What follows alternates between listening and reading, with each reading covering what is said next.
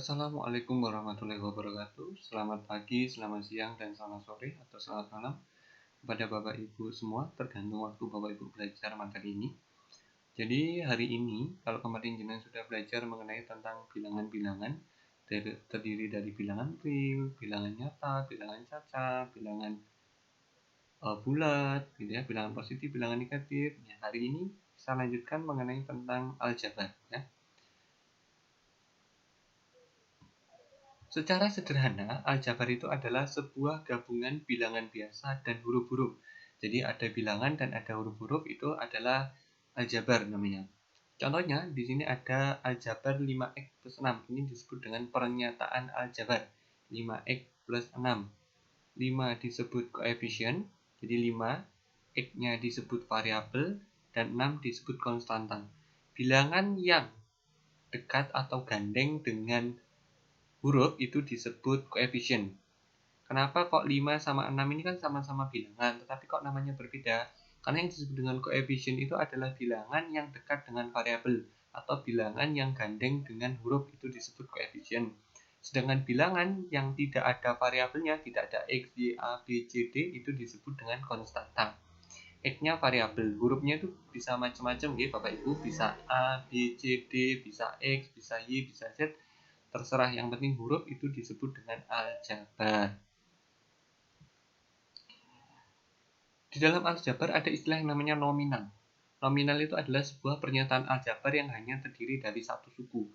Satu suku itu contohnya ini, 3x ini satu suku, 5y ini satu suku, 3xy ini juga disebut dengan satu suku. Suku dalam aljabar itu berbeda dengan suku-suku mungkin di pelajaran IPS ya. Jadi yang dimaksud dengan suku di sini itu adalah satu kesatuan antara suatu bilangan dan variabel, itu disebut dengan suku.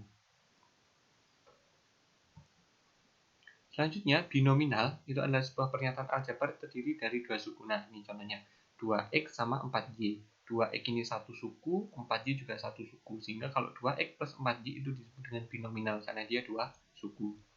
Ada juga contoh yang lain, 3x dikurangi 4xy, ini juga dua suku. Kenapa? Karena di sini 3x satu suku, min 4x-nya dia juga satu suku, sehingga ada dua suku. Multinominal adalah suatu pernyataan aljabar terdiri dari lebih dari satu suku.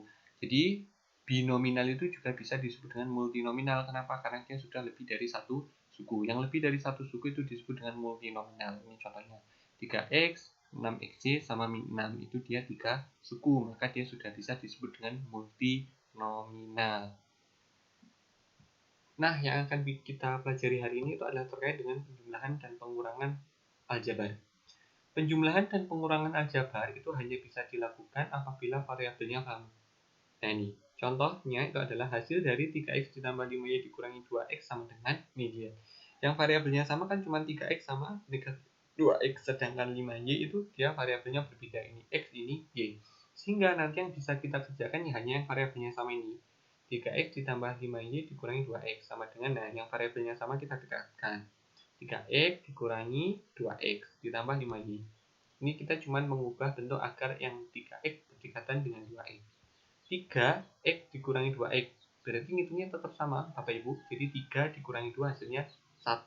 Makanya 1 itu kalau dalam aljabar boleh tidak ditulis. Jadi x, jadi 3 dikurangi 2 kan 1. Itu berarti tinggal x-nya saja. Plus 5y. 5y kenapa tidak berubah? Karena memang dia tidak punya variabel yang sama, jadi hanya 5y saja, makanya jadi hasilnya adalah x ditambah 5y. Sebetulnya kalau jenengan mau kasih 1 di depannya ini juga boleh, jadi 1x itu boleh. Tapi karena memang sudah menjadi kebiasaan, kalau 1 itu di dalam aljabar tidak ditulis, sehingga hanya ditulis variabelnya saja. Contoh yang kedua, hasil dari 4x ditambah 3y dikurangi 2x dikurangi y sama dengan, nah 4x ditambah 3y dikurangi 2x dikurangi y. Nah, 4x-nya kita dekatkan dengan negatif 2x. Negatif 2. Jadi, nilai yang ada di depan bilangan itu, misalkan plus sama min, itu adalah milik bilangannya. Okay? Jadi, kalau kita mau memindahkan 2x, ya jangan hanya 4x plus 2x, tapi negatif atau min-nya ikut dipindah. Karena min atau plus di depannya bilangan itu miliknya dia. 4x dikurangi 2x ditambah ini 3y dikurangi y. sama dengan 4 dikurangi 2, 2. Ditambah 3 dikurangi 1, 2. Y. Jadi seperti ini. Hasil dari 4x min 2x plus 3y min y adalah 2x plus 2y. Nah, ini adalah soal-soal yang jenengan bisa kerjakan, nanti hasilnya bisa difotokan ke saya.